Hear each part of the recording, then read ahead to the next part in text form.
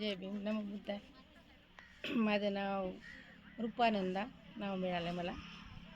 त्याचं मिलिंग तर मला आठवत नाही, पण मी असं ऐकलं की बुद्धांच्या बहिणीचं नाव होतं म्हणून. तर त्याचं नंतर समजून घेईल मी.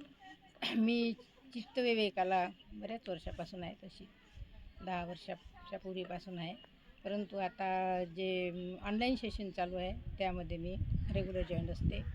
आणि जे सर ध्यान घेतात सर्व प्रकारचे, ते सर्व ध्यान मी ग्रहण करण्याचा प्रयत्न करते. आणि जे काही ते रोज सांगतात, रोज मेडिटेशन, रोज धम्म टॉक ऐकणे वगैरे हे मी रेग्युलर करते.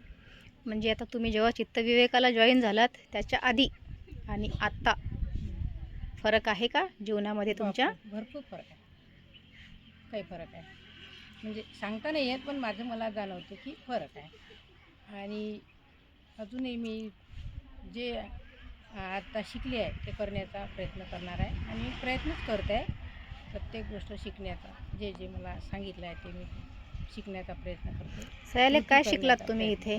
सयाले जीवनामध्ये गेल्या 6 ते 7 दिवसामध्ये काय शिकलात तुम्ही? इथे काय सांगाल बाहेर जाऊन लोकांना? ते शील जे आहे, शील कशा पद्धतीचे पाळायचे भिक्षुणींना किंवा आम्हाला सयालेंना, तर ते चांगल्या प्रकारे समजलं आहे.